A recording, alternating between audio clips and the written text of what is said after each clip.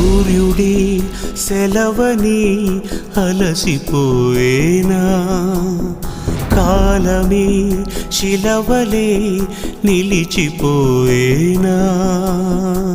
మనిషి మనిషిని కలిపిన ఓ ఋషి, భువిని చరితని నిలిపెను నీ కృషి. మహాశయా విధి పగై తరిమెనా, మహోష్ణమై రుధిరమే మరిగెనా. ఆగిపోయేనా త్యాగం కదా,